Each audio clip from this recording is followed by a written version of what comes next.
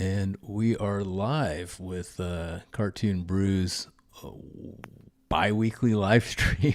My name is Amid. I'm the publisher and editor-in-chief of Cartoon Brew. I'm based in Los Angeles, and I'm joined today by my partner in the live stream, Cole Delaney. Can we hear you? We can't hear you. We can't hear you, Cole.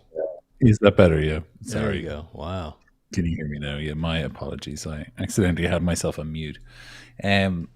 Yes, your partner in crime and partner in life on the live stream. Cole Delaney reporting from Dublin. You're having a bit of trouble with your camera there, so I'm going to talk briefly. And my chair. Yeah, I'm sure. Like, I don't know And your what's going chair. on. They must be connected. There we go. So on today's episode, that was a really awkward have a tour of to the week. Amid's room. Sorry. Yeah.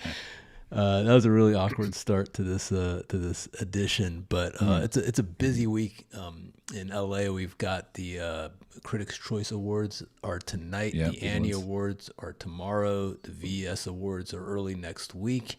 And it's all awards stuff that's happening around town. And I thought that's why it was a good reason today that we have a special guest with us. It's Luce Grosjean. I don't know if I said that right. She'll correct us. Grosjean. Okay. Yeah. And she is the CEO and co-founder of Miyu Distribution. So who is Miyu Distribution? They have 3 of the Oscar nominees in the animated short category this year. And that's incredibly rare to have 3 films from the same distributor. And so they've accomplished something really important. They're kind of like the G Kids of animated shorts. You're going to see them every year in this category. At least in recent years, they've been present a lot.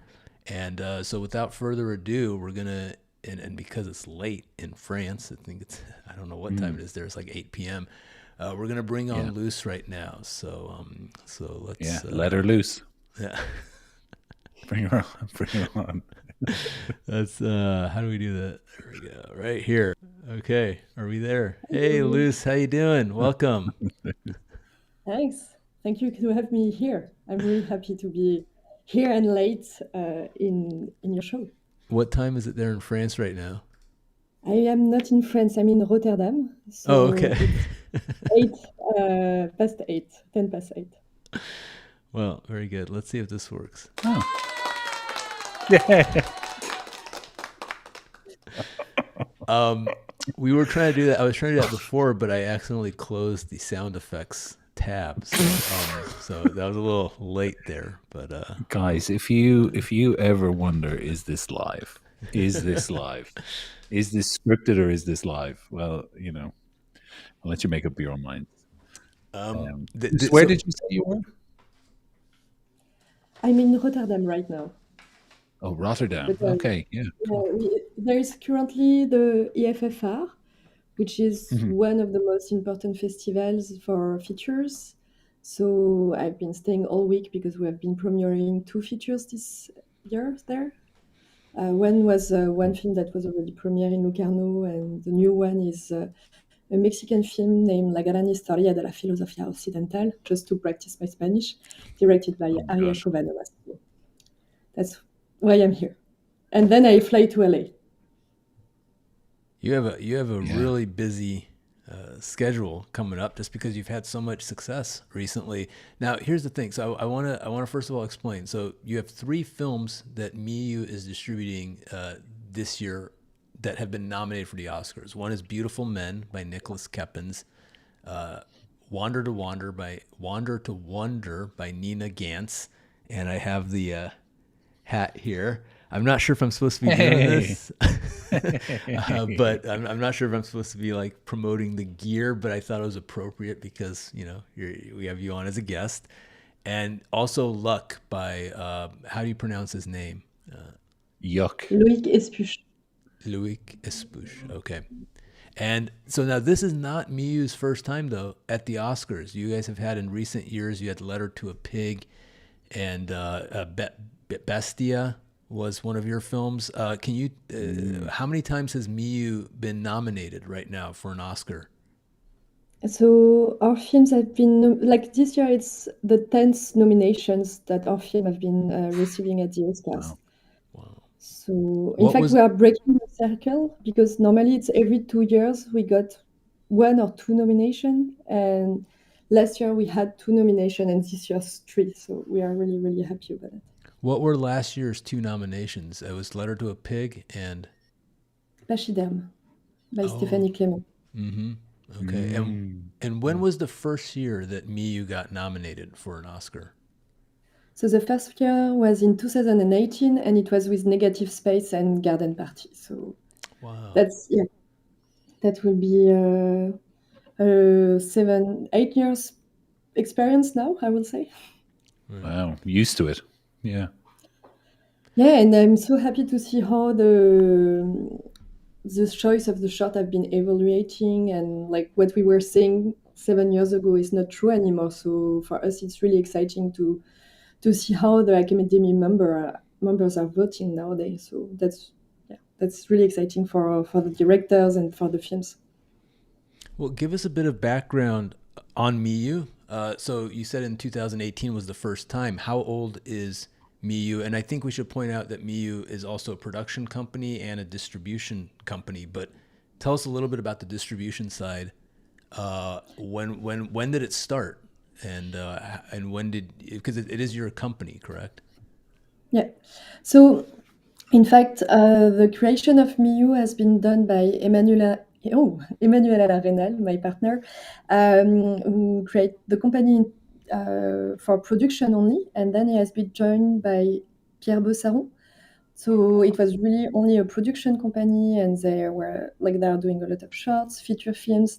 And I used to have another company, and we changed the name of my company because it was also doing the production, and it became Miyu Distribution in 2017.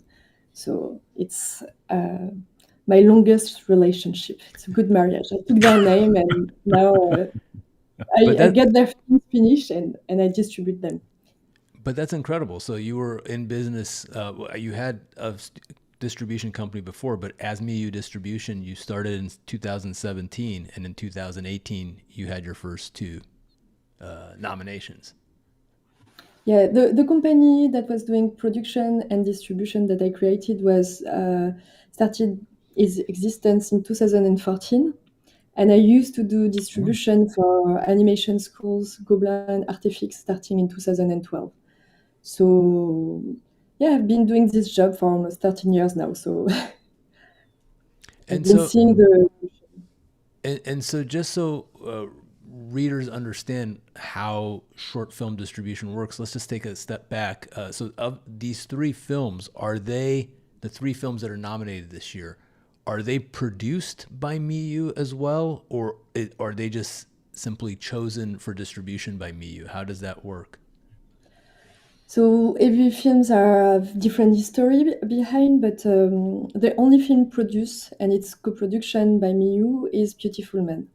The main producer is Animal Tank, and in fact, in terms of features or short films, Miyu Production always have like half of their catalog produced in-house and the rest as co-production.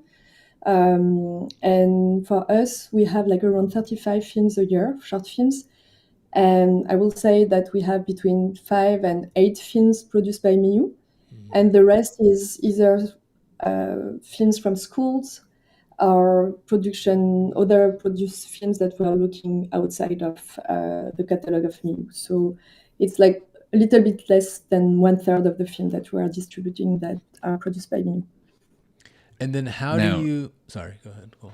no, I don't know if we're about to ask the same question, but I'm so curious. Is there many production companies that are also distributors? Like, is that I don't think it's. Is it? You've Yeah, nodded in there, fact, so I could be wrong.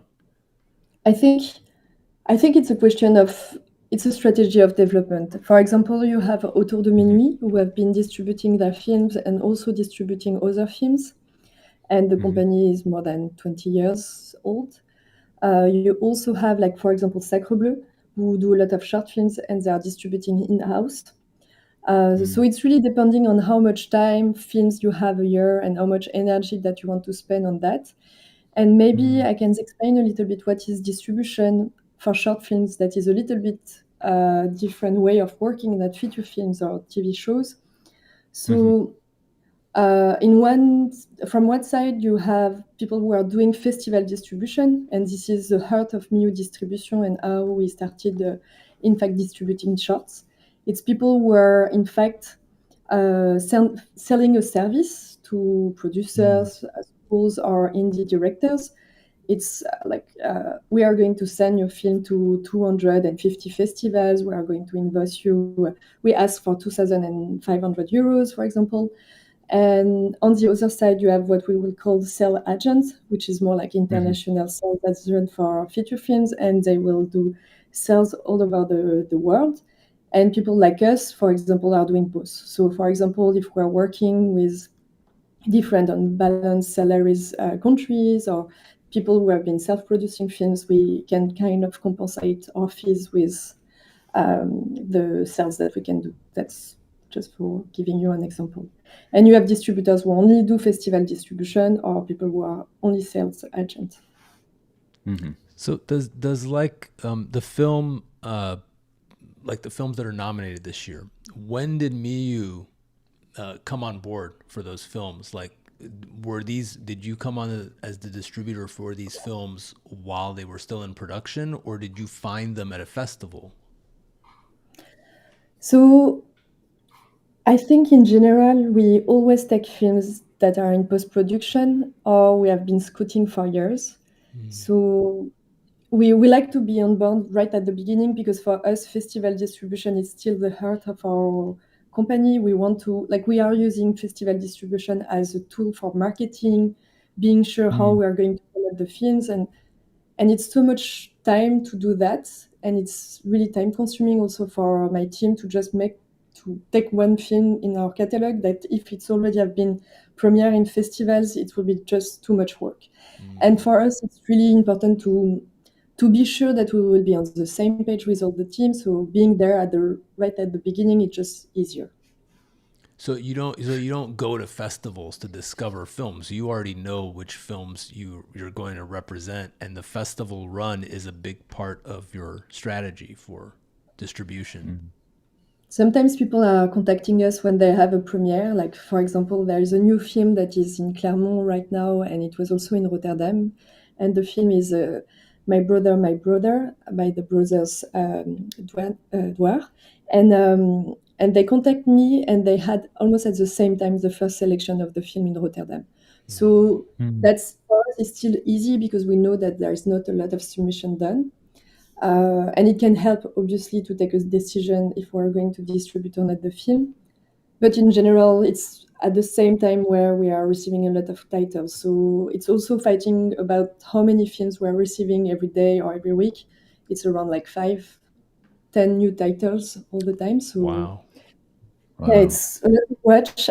So it's easier when You we're like receive in five between. films. You receive 5 films a day, approximately. No, A week. a week. Okay, that's still a lot. Yeah, more manageable. How do you scout the films then? What's the selection process? Is it you've got familiarity with schools, right? But let's say not just them outside of that system. How are you, apart from being sent stuff, how are you finding these shorts? So yeah, we automatically work with Gobelin and l'École des Nouvelles Images, which is two French schools, and historically we have been working with both of them since certain numbers of years.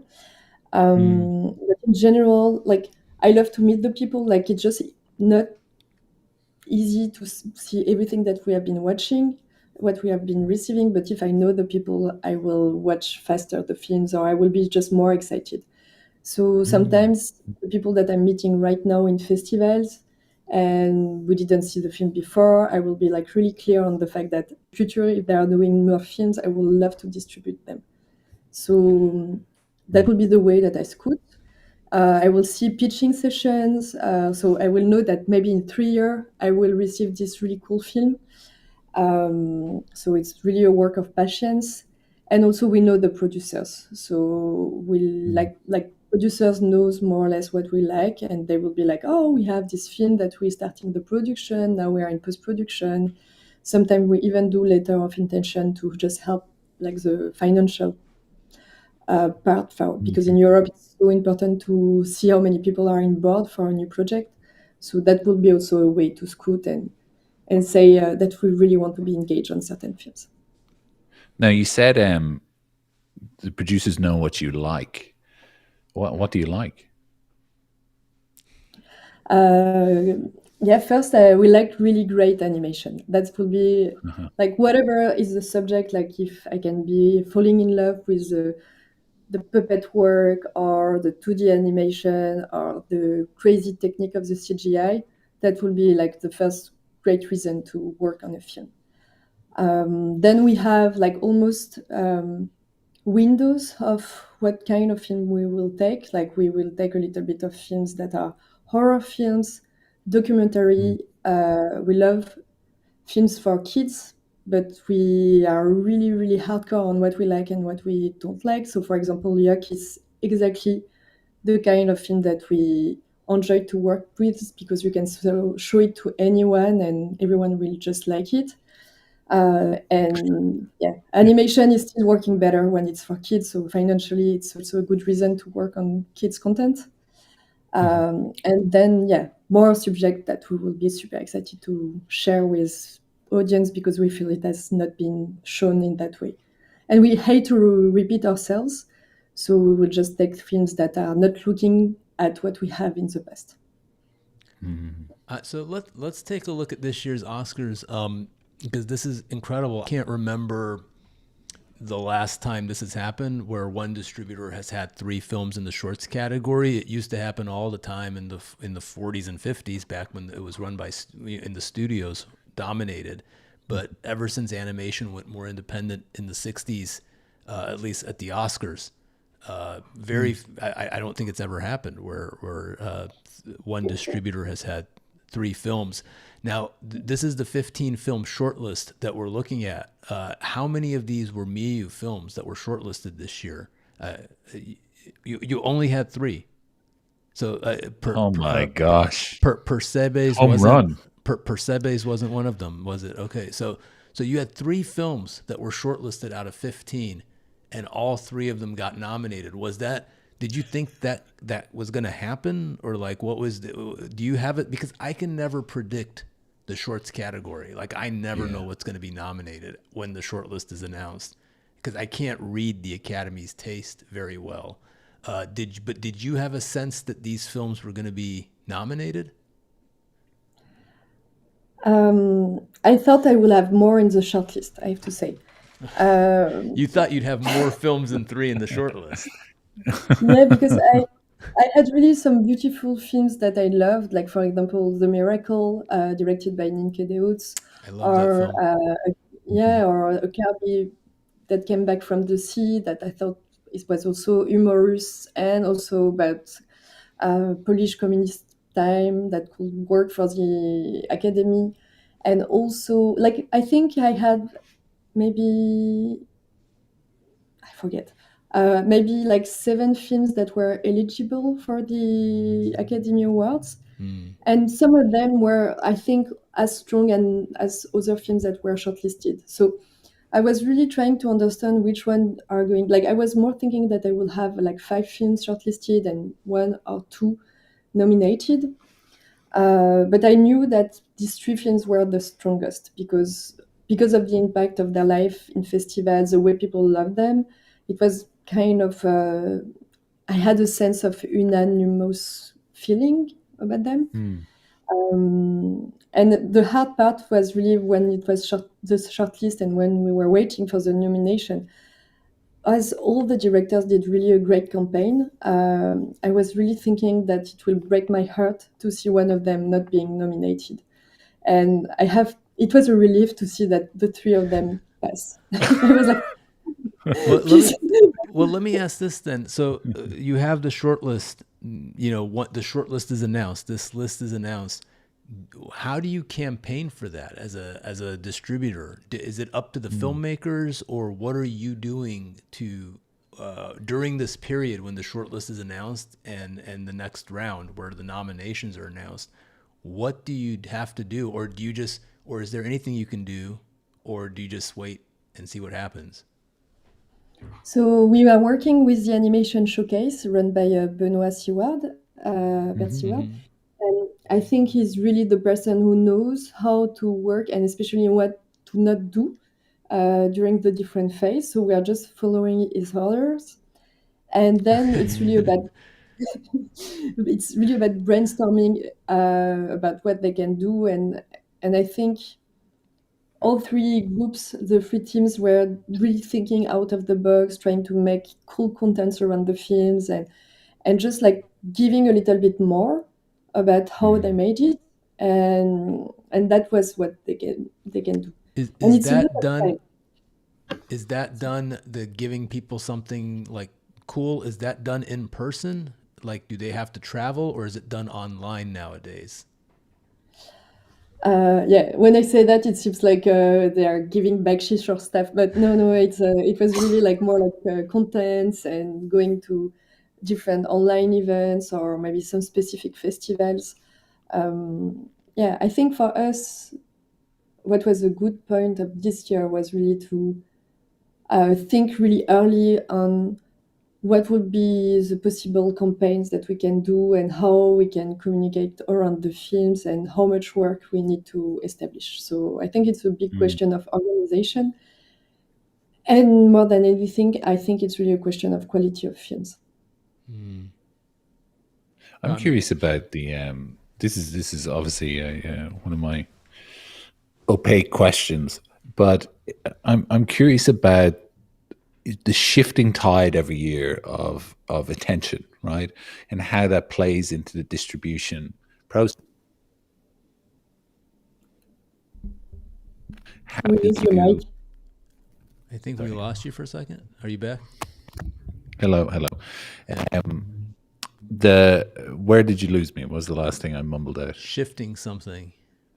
Shifting attention basically of everyone, right? So every year people are changing what they're paying attention to, how to reach people. I don't know, digitally might seem easier, but how to hold and secure their attention every single year changes. So I'm curious, as a distributor, how do you approach that challenge, right? I think for me, it's really that's why it should never be like the goal in any campaign should never being nominated because it's too much work, it's too much time consuming. So it's more like really having a more broad goals. Like, oh, I need to finance my next project, and I need to make sure that the financial partners know about my film. And playing to the Oscars, I will say it's helping to get this attention. Or I really want to emphasize that this film is about this matter or this subject, and I want to be sure that people know about this. And then from there, I think it's really interesting to just being like coherent and always like continue on the same way to speak about your film and being sure that you are following this road, because if not, it will not make sense. And then getting the attention is like almost like at the beginning you only have a small number of voters, then you have the whole animation industry who is voting, and then it's more like all the academics, people that I don't know, to be honest. So it's really about how this little impact can work on different phases. But more generally, and especially from a European perspective, is like how everything that we will do will help to promote more indie animation in a larger scale. So What does an Oscar nomination do for a film as a distributor? Like, does it help with sales, or does it help generate more revenue, or is it simply a prestige thing that helps get funding for the next project? Like, as a distributor, do you notice the nomination does anything for you at this point? I think it's changed everything, because it's like people are never speaking about animated shorts. Like, when I say people, I mean people out of animation. And it's only when we have nomination that local, national press is going to speak about animated shorts. It's the only moment where we can get this kind of attention. So it will definitely change the career for the directors. And financially, for a distributor, it's really important money-wise, because you will reach people who will be ready to pay for short films that you never reach. And you also have the release of the short film program in the theater in US. So that's quite a good box office revenue that you can get. What other short film awards are there besides the Oscars that are important, that are super important? Like, is an Annie Award nomination for short important? Is a BAFTA? Even us who cover this, we're not sure. Like, is the Annecy Award the most important? What are the other important awards that can actually have an impact on what you're saying about, generating more revenue or anything, or drawing more attention to a film? I think financially, you will never have anything compared to the Oscars. That's just said. Annies, for me, are really important to touch the Hollywood industry. So, for example, if you are an European director and you want to reach some US studios, I think it's the best place to go, because obviously it's where that people will watch them, or at least will listen and hear about them. In Europe, you don't have this kind of award.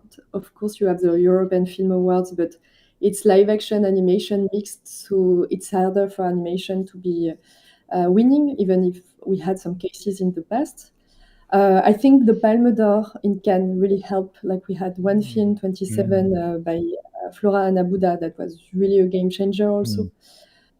Crystal are always great, because NC is working super well also on the way they can tour the films, and yeah, it's just the best animation film festival, so it's an amazing recognition. And I think sometimes it's really interesting that we can see that some festivals really help to reach buyers. Like, we had an amazing sales after a film that we have in our catalog, One Tribeca. So Oh wow, we reached Tribeca. Paramount Plus. Yeah. Wow. Yeah. Interesting. Not to shoot And ourselves in the foot with a shotgun here, but what about news outlets? Do they help kind of raise the profile of the shorts? sorry, news outlet, you mean like having people Like, speaking about the films yeah, in the press? Yeah, of yes, course. exactly. I Yeah. think it just, it's like, as much as we like, for me, it's almost like a basketball play, making distribution. It's how much basket that we can shot, and as much attention that we can get for the film. It's a way to be sure that people will learn about the film. And as it's really hard to reach a global audience, I think it's like press, festivals, awards, and just trying to reach the audience, the professional, will help globally to make sure that people knows about the film. I'll say, but I mean, I'll Thank you. say just yes, thank you. But I will say, Thank you. like, as covering the media, it's really hard to get people interested in animated shorts. Everyone's always like, I wish there was more originality in animation. I wish there was more, new ideas and techniques. And then but they don't watch the shorts, right? They're just talking about commercial stuff. They'll talk to death about television, animation, and film, but every single time, like I've been doing this for 20 plus years, and our traffic tells the story, right? If whenever you post about short films, no one cares, right? And then you post about like Sonic the Hedgehog, and you have like hundreds of comments and people discussing it and everything. So I don't know what the answer is, but like it's like we try, but we can't. You can't force people to watch good animation, right? If they, if they want to watch, the mainstream stuff, that's on them. So I kind of understand, like, it's an uphill battle even for us, as I can only imagine it is for you to have the general public interested in short form animation. Yeah, I think it's the beauty of the art of animated shorts in some sort of way, because no one cares. So we have a large variety of techniques, subjects, and I think it's great. But the truth is, sometimes people are discovering our shorts by weird ways. Like, for example, we had this beautiful horror stop motion film named Skinned, made by Joachim Hérissé, which is a French director. And some people started to speak about the film on TikTok, and then the film has been super viral on YouTube. Like, we really tried to use all the windows possible that we can get online, and also from the festivals, and just be sure that the film can be watched everywhere. And also we are monetizing our films on YouTube, so it's still a way to get a little bit of revenue on a short film. We can also speak about how much a film can bring back, so that's also an important point. But the thing is, sometimes we can see that the audience can find the films, but it's so hard, and I think there is not enough press, or not enough, I don't know who is speaking to the most global audiences, but not enough influencers who are speaking about short films, so no one's know that there is this amazing films existing. But I know one day they will know. And But you hit the nail on the head. I think the future is not, you can draw.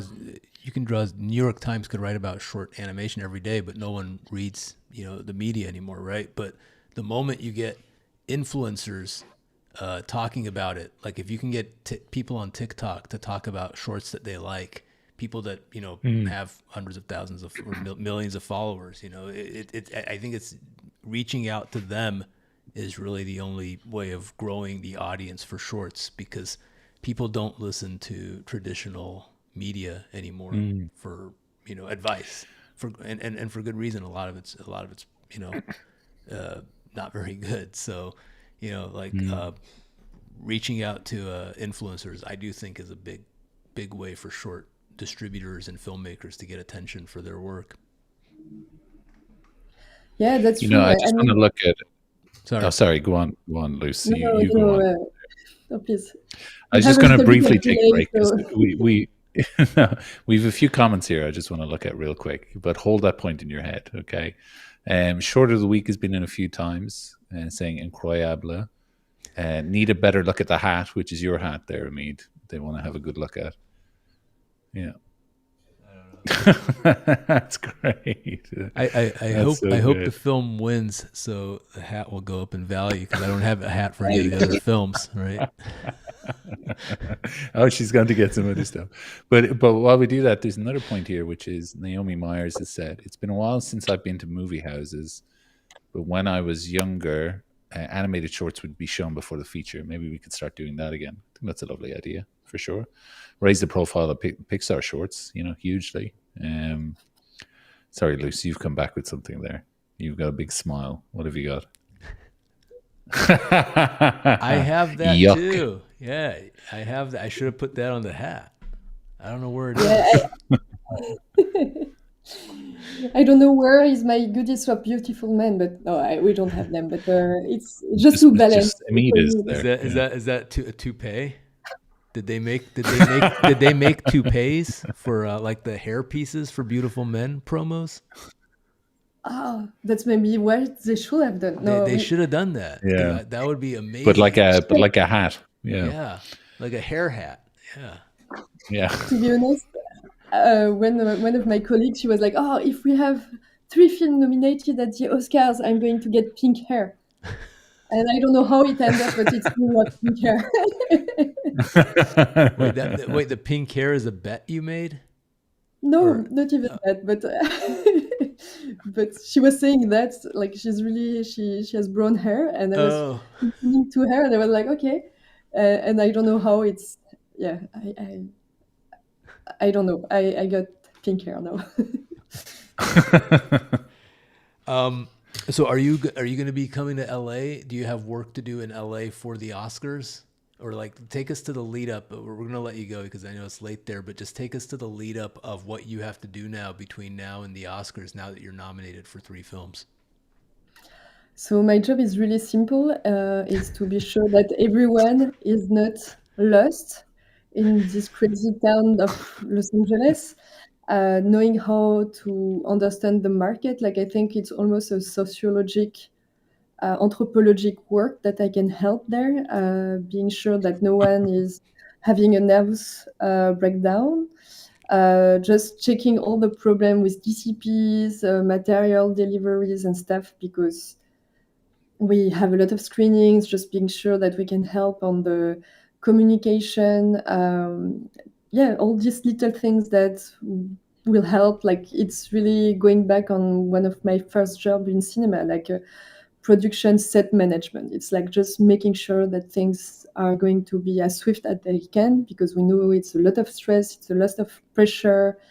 It's last year, the last day before the Oscars, I was doing the makeup of Stéphanie Clément, because I knew that if she was going for 3 hours makeup before the ceremony, that will make no sense. But also being sure that she feel okay, she will be like shut. Like it's a lot of pressure for directors, especially like introvert people from animation. And I mean, I think I'm one of the most introvert of the animation world. So it's just like giving them tools to survive this, because we are not trained for that. You consider yourself an introvert? Yeah, I like to be sometimes. I don't know, when I'm with the live action people, I feel everywhere. so introvert. Yeah, but you're everywhere. You have to, No, I get it though. I'm kind of introverted too, but you have to have a public face sometimes. So Yeah. The energy. You got to pump yourself up. Yeah. Cole's not an introvert. You're the opposite. I actually am. An introvert, and not to get into my life story here, but I really have to pump myself up before I go to any party or anything. I'm just like, have to really psych myself up, and then I go in with a plan, and once it's fulfilled, I get out of there. But anyway, sorry, Luce, we're talking about you. Yeah. No, it's a good point, because I think it was almost what I decided to do. At a certain point, I was like, where is the fucking... can I swear? No. Sure. We don't have any Too late now. censors. Yeah. Sorry for that. If you swear again, though, I'll have to go like...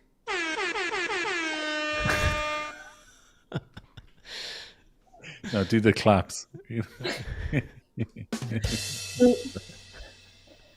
So that's perfect. I think now I feel really good. And I know how to... No, what I wanted to say is the fact that there is no one who is speaking about animated shorts. This year I decided to make some little cut videos to speak about the films, because I was like, no one are speaking about the films. So and it kind of worked well. Like people are watching them, and I have friends who don't even know what are the films that I'm distributing. So it's really hard to just make them existing. And where did you make these? Where did you make these videos that you showed? I don't. On Instagram. What?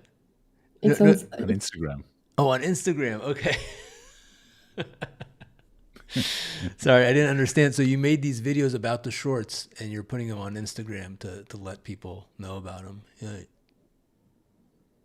And finally, people are watching them. That's like my close friends, and you're like, oh, fuck, I need to do that more. Well, I think you missed the sound, Amit. You missed the sorry. sound. There we go. Yeah. No, but I think you hit on something, which is that this is one of the problems is that 99% of the people haven't seen these films, right? So we don't even know like how can you talk about the nominees in this category when like we talk about the best picture category where they nominate a lot of more independent films that people haven't seen, but still relative to the animated short category, those films have gotten much more exposure. The animation category, like the live action short category, like no one's seen these films. So how are you going to have a discussion about them? Right. So the more you can do to, like promote that is great. And I know the animation showcase like has them available, but still that's a very small group of industry people. And that's not the majority of the public. Okay, so as yet there is crazy people who are watching all the films that are nominated. We put our films on Vimeo on demand, and are they? people are watching and paying for them. This is one of the unique Really? moments where people are watching the films, yes. Wow. And they have been also getting so How much much do you piracy. charge for them? How Uh, much at does it least 4 cost to? euros. That's a small price to pay. Yeah, Yeah. very small. I had a question, which is Yeah. about how do you feel coming into, let's say, an Oscar race like this, and then being up against the kind of Western shorts that traditionally tend to do, snag the awards, anything that like some of the bigger studios might push in. How do you, how do you feel coming into that? I think is my question. That Miyu is becoming one of the studios that we're trying to fight? No, that No, was what you said? No, no. I guess my question wasn't clear. no. How Like do you going feel up, then? going up against Disney and the bigger studios, Mhm. like as a small distributor. How do you feel like with the more commercial American films? Now this year it's not an issue because there are no Yeah. commercial American films. But in general, every year it's been like Netflix or Disney, Pixar. A lot of the studios have that. I think that's your question, Cole. Correct? That absolutely is. Yeah, thank you. But is there a more Uh, finer point to that? Like, no, okay. no, but I think it's a good question. I was having this little It like was a good question. presentation. Thank you. Yeah, Yeah. it's Sorry. it's just because I feel now that we are because we have 3 films nominated, and Mhm. um, in fact, like I think it's the first year that our film has a chance to win. So I'm really Mhm. happy, and now I'm looking at the race in a pure like amusement. But at the beginning, I was so sure that it will be almost a Christmas Story that will win because it was a strong Disney film, and I had some notes for my teams saying, "Okay, this is how you can play the Oscar games." But what you have to know, it's at the end, it will be the big studios that will win. And when we saw the shortlist, I was like, maybe I we was can expect this year to have one of the films that are indie animation to win. So yeah, I was we are shocked that the excited. Christmas Story didn't get shortlisted Mm. because it's Alfonso Cuarón, executive producer and Disney behind that. They put a lot into that. Of the 10 nominations you've gotten, have you won before, Miyu? Okay, so this might be the year then. I hope You have so. you have a And that will be good. 60% chance. I don't know how it's working, but yeah.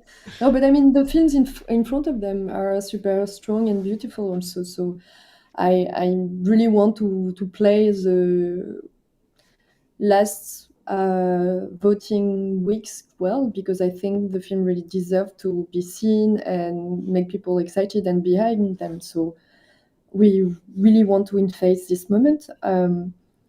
And yeah, I would love if one of the 3 films that we're distributing can win. And also, I think it's already exciting for indie animation to see what will happen this year.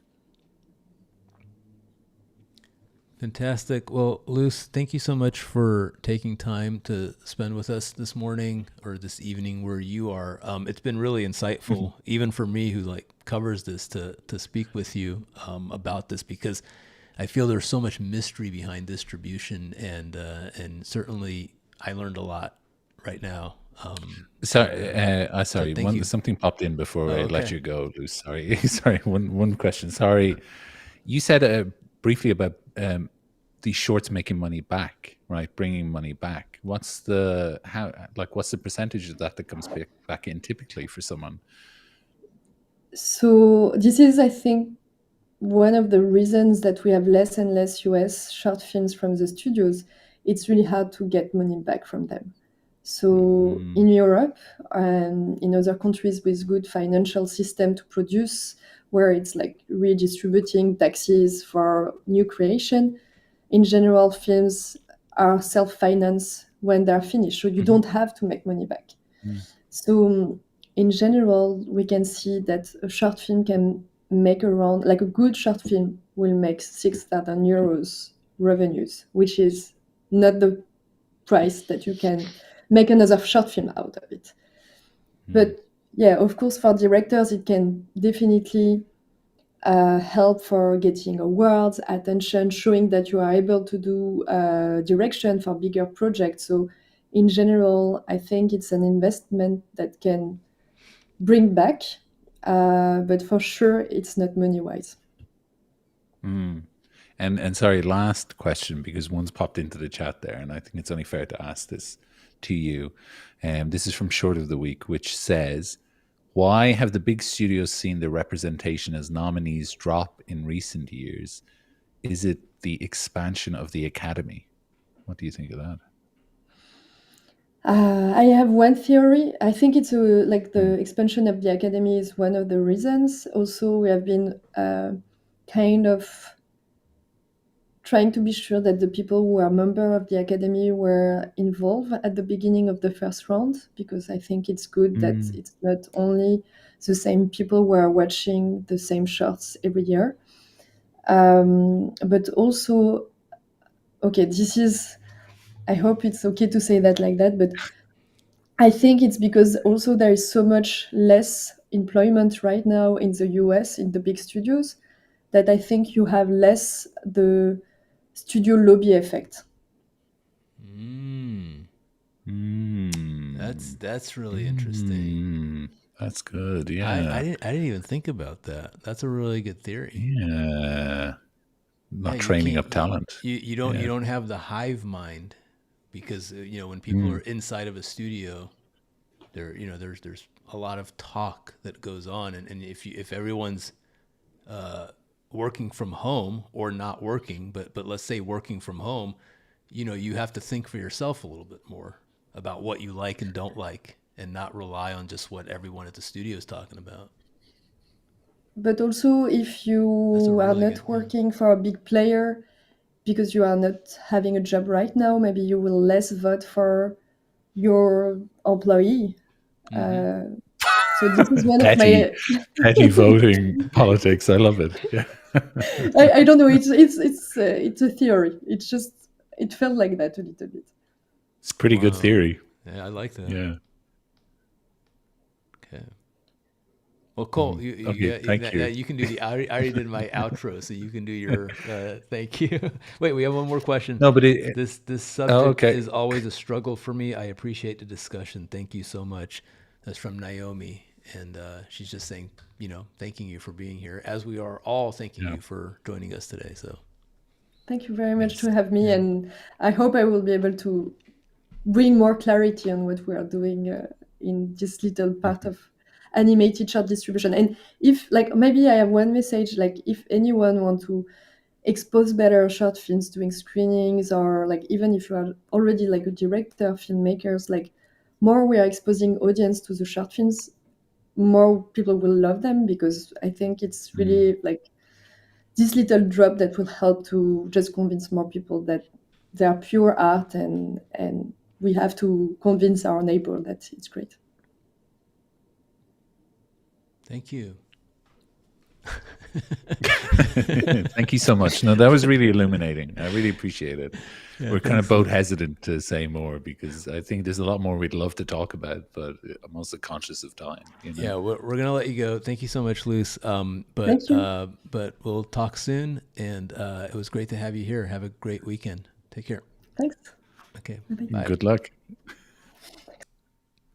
Okay.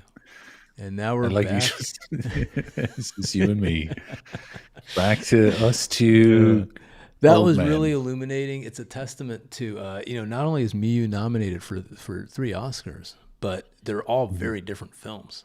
One's a two of them are stop motion, one's 2D, but even the 2 stop motion ones, like one's a horror film and the other one's Mm. kind of a drama. But they're putting out amazing. They're not putting them out, but they're distributing amazing work, and so Mm. it was really. I thought it was great Well, to they're have putting her. out some, right? They are. That was fascinating to me They're, that they're they something of that size is producing its own stuff as well. You know. right, yeah, yeah. No, they're actually quite active producing, but I think they've only produced they were a co-producer on one of the 3 films that is nominated this Exactly. year. But Yeah. yeah, they're doing great work on both the production and the distribution side. So Mm. it was fun to Well, have Miyu them. is a name I always see in my email. Like they're Yeah. very active. Very very active for sure. Mm-hmm. Yeah. Don't know why they're emailing me. I'm not sure. There's They nothing I can like do they for them. like you. They want more coverage for their work. Yes. Yeah. Yeah. Anyway, so that was great. We're gonna be having a lot more guests, so I hope people enjoyed this kind of Mhm. approach. Some weeks we're gonna be talking about the news, but other weeks we're gonna be having guests much more regularly in 2025. Again, we're going to get a lot of clarity on the Oscars for the feature race this weekend because we Mm. have the Critics' Choice tonight and the Annies tomorrow. We're just going to see what happens. But Cole, I'm curious for the Mhm. Annie Awards, which are tomorrow. I just want your picks. Yeah. Best feature. Who do you think is good? Ooh, Because let's have a look. the It's Annies, different. yeah, Yeah. unlike because they have 2 categories, one for indie and one for commercial features, so it's a little bit different. I'm curious what you think is going to win best feature and best indie. Let's have a look there. I think best feature might go to The Wild Robot. I tossed between that and Wallace and Gromit, to be honest. That's what I'm And thinking. Yeah. yeah, and best indie. Let's have a look at the list there again. Look, we all know how Flow's going, so that's I don't think very there's likely to I don't take think that. there's any question Yeah, on that. yeah, yeah. But yeah. Anyway, we're not going to go through the whole list, but Yeah. there's 30 other categories. The 2 big I nominees. love, what's so funny about this? I love how much we were just like, oh, shorts, shorts are so important. So what are your feature picks? And let's ignore the short Well, picks.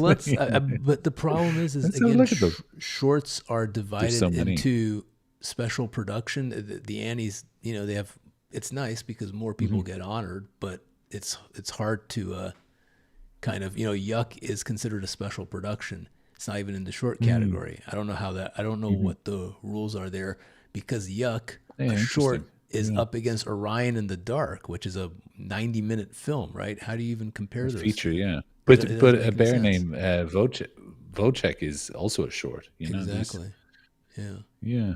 And then I don't know. Those are like half-hour TV specials as well. So I don't know. Mm-hmm. Anyway, I don't know. I don't know how you compare Orion in the Dark and Yuck in together. I don't know how you Yeah. judge those 2 films. So it doesn't make sense. But in the short subject, 3 of the 5 Oscar nominees are nominated, which is Beautiful Men. Mhm. In Mhm. the Shadow of the Cypress, which is an Iranian film, is also nominated for an Oscar, and Wander to Mhm. Wonder. So all Yeah, 3 your of hat. Miyu's films are nominated again in this Yes. in these categories. I don't know. I don't know how It's you. impossible to call shorts, to be Yeah, honest. You never know which way they're going to swing, really and truly. and I'm not sure what Ruthless uh, Blade is. I don't know what that is. Do you know? But I love the unpredictability of the shorts, which means that people give them attention, right? Mm-hmm. People are really sitting and thinking about what they want to pick, and they're not generally swayed by popular opinion because it just doesn't exist. There is no popular Right, there is opinion no on popular. shorts Yeah, generally. It's just like, okay, let me take them all at face value, and I'll vote based on what I find the most interesting, which is a beautiful thing. yeah. Um, Look at this. Luce is in the comments here. Thank you to have me, guys. Yeah, you're welcome.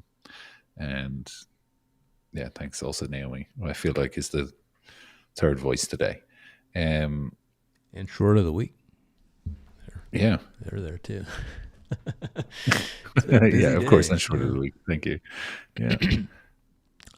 Yeah, What's so your picks? What's your or is this, am I allowed to say, am I allowed to ask for you what? that question? For what? The features. What's your predictions for the It's the same as you. I think it's Wild Robot and Oh. Wallace and Gromit, both of which are great choices for Now- the main category and obviously Flow for indie feature. Not that these are. It's not necessarily like these are the ones that should win. I think these are the ones that are going to win. Right. Yes. Now, a question for you, Amit. You had a with Netflix a Wallace and Gromit evening recently, wasn't that? Yeah, that was last night. Yeah. Last night. How was that? Yeah, it was a packed house. Yeah. It was really good. I mean, it's a small theater, so it wasn't that hard to pack. But 3 seats. Yeah, it was only us. Yeah. yeah, yeah. But I was like really, you know, like I do this a lot, but with Nick Park, like I was like really nervous because you know it's Nick pressure Park, was right? on. And they were like, I walk into like the green room back there, and Netflix is like, yeah, we have a. And you know, here's Nick Park and Merlin, and I'm like, nice to meet you. I'd met him before, but I was like, nice to see you. And then Netflix was like, yeah, we have a packed house tonight because I wasn't at the screening beforehand. I was just there for the Q&A, and they were like, we have a packed house for the screening, and I was like, just nervous, and I was like, obviously they're all here for me. And I was just like, I was just trying to like make conversation, right? Yeah. But Yeah, I was yeah. just, and then it was just like one blunder after the other because you know again it's Nick Park and you're like you know trying to and he's really tired because they've been on this tour now. Oh my God, on the road. Yeah. I mean, I can't imagine how much how difficult that is to just constantly talk about a film over and over and over again. But the interview we did, which should be online sometime very soon, we recorded that, and it was quite interesting actually. So I you know tried to ask them questions that interested me to find out more about, and I think we went down some paths that I haven't heard them speak much in other interviews. So it was. Quite, It's hard to quite find fun. that. It's very hard to find that, I think, you know, especially because you know, I think a live space is much better for that than kind of a pre-recorded interview or whatever. It can be very, because you want to touch on the points that are important, but you also want to pursue the thoughts that they're going down at the same time. I find that a very hard thing to balance if you're not getting the right energy back. But I think Merlin and Nick, they're very affable, and they answer pretty much any question you throw their way to a kind of a great depth, which is really, really good. Like, it doesn't feel like they have this media coaching, you know, standard answers. They're literally just giving their experiences, which I think is amazing, you know, and that lends to better conversations then. And they're so nice. Like it's you know, and you know, in the idea in Hollywood is that to be a director, you have to be kind of cutthroat and you know, rule with an iron fist. And they just seem like, I don't know, they could be like that behind the scenes, but just, I don't think you can switch that much. They seem very affable and they're just like nice guys who have, who are making these kind of very funny films, and they're allowed to Very make them. funny. And they don't have to like, you know, they don't have to, you know, be, you know, kind of these mean people or you know, like difficult. They just kind of just, you know, cool artists. Yeah, because I remember asking them about the writer's room Laid because I was back. so curious about puns, you know, because there's so many puns in these films. Not to go on and on about Wallace and Gromit, but I was so curious about how they arrive at that, because that must be an absolute hoot, you know, like really just fun, shame-filled humor, you know, because you're just throwing out these puns. But it's funny, when I met them both at Annecy, I remember talking to Merlin, and I was like, have you ever been to Annecy before? And he was like, not for the festival. But he's like, but I'm here all the time, because he does paragliding. That's one of his hobbies. So he's constantly diving off those mountains in Annecy with a parachute on. It's just crazy. You should find a place to do that. That's all closer to home in Bristol. Yeah, well, Bristol, yeah, Off a factory in the building. wind and rain. You want a bit of sunshine, you know. Factory. Well, I mean, I don't know. I guess is Annecy. I see paragliding. I've done paragliding there once, but I didn't know it was Oh like a wow. core place for paragliding. Yeah, it's For the apparently record, pretty I wouldn't do big. it again Something like either. that. I was like, oh, now that I think back, I'm like, why did I do that? So, so I've never done it, so but you're not giving me great it confidence was like, now well, I to mean, they do it. hook you up Yeah. like to some like French guy who doesn't speak English, and he's like, and he just doesn't care, and he just like tells you a few things, and you're not even sure if you're like hooked in or not, and he's just like says something in French, and then he jumps, and then he's like run, and you're and you're like, did he hook me up properly? I don't. It's a Yeah. very very Find scary. out when we get over the water. Yeah. Yeah. Look, we're gonna wrap it up. I mean, there's a lot of stuff we could talk about, but the only Mhm. other thing I really kind of want to mention is that this is the big story that I think has been completely overlooked in the Mhm. animation media is that this. Let me see if I can properly put this. There we go. But Mhm.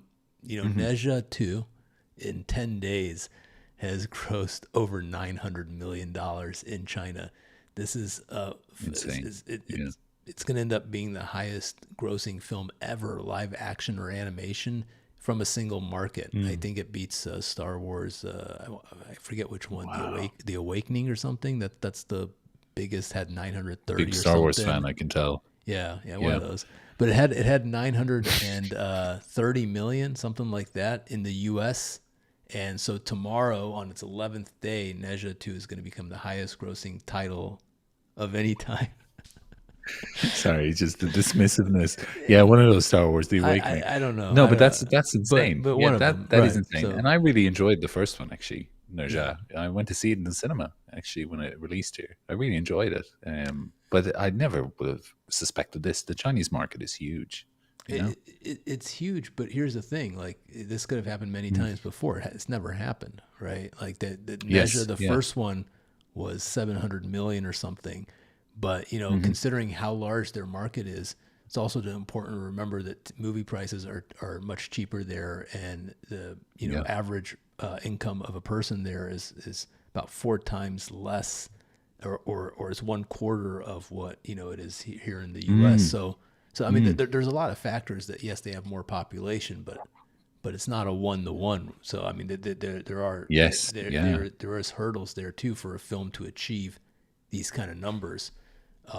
And it's basically a phenomenon right there. I mean, it's Mm. going to go over 1 billion. It's going to go into the top 10, probably into the top 5 of all time for animation. They're saying it's going to end up with something like 1.3 or 1.4 billion, which would put it in the top 5 animated films, Wow. all from one market. Like the Yes, yeah. comparison is all the other films are global markets, right? Mm. And Mm. global markets, we're talking much bigger populations than China, right? Like all these other Mhm. films, globally they're making 1 billion if they are, and this film's doing it from one market. So quite a Have you big heard a story. reason as to why it kind of become a phenomenon, or it's just you just kind of spotted that it is? I'm not familiar enough with the Chinese market. I mean, Yeah. people knew the film was going Mm. to be big, right? I mean Mm. because the last film was the highest grossing film animated in Chinese history, Mhm. right? So I mean, obviously Mhm. there's expectations behind it, and I think it just speaks to sequels nowadays, right? Inside Out 2 was much bigger than the first Mm. one, right? There's once these things kind of Ah, percolate yes. in Yeah, the yeah. culture for a while. Moana 2 was a Yeah. much bigger film than the first Moana. It's just the Mhm. way things are nowadays, where people are very franchise driven. Yeah, that's true. I guess it's just the nature of streaming, right? And binge watching. You want to continue a story. It's just such a franchised world, definitely. Yeah. Yeah. That's so interesting. And this is only the second. Now I know there was a Nerja Reborn, which is like a spin-off, a totally different thing of because this is a mythological character in China, right? That's basically what it is. It's one of the gods, like this demon seed that comes down. It's the story. Well, it's But based on a novel, I think. Like it's not like religious, but it's from the yeah, 16th it's just century a myth. novel. So Yeah, it's like a mythos. Um but I know what you mean. It's not like a deep mythos, but the number in 10 days from a single market It's is just unfathomable. it is unfathomable. I don't know how Yeah. you get to that number in 10 days. And what's Production crazy company is is laughing. highest grossing film of the year by far globally, Yeah, right? Like no, yeah. this is gonna, and it's gonna end up being probably one of the top 5 films of the year global in terms of global gross. And what's Mm, crazy is no discussion about it. No one cares, right? Like there's been yeah, zero discussion yeah. about it in the U.S. media, and it's kind of like, where are you guys at? You know, it's like this is a huge film, and it's Yes, yeah, great for yeah, yeah. animation, right? I mean, it's really fantastic that it happens to be an animated film that is Mm. uh, reaching these kind of numbers. But we've seen this right in the summer, the previous summer, when Inside Out 2 and Despicable Me 4, you know, they were by far the thing saving the box office, but nobody was talking about that. Mm-hmm. Yeah. Typical. Yeah. Well, that's kind of the general theme always, whether it's shorts or Mm. features, right? No one's talking about it. So Mm. anyway, on that note, Great note to end on. Yeah. we're talking about it once every 2 weeks, Yeah. right? On Fridays. There we go. That's a positive note. So anyway, Yes. hope you have a great weekend, Cole. We're gonna be You keeping too. close track of the Annies here on Cartoon Brew. So stay tuned for that, and we'll see everyone in a bit. Take care. See you.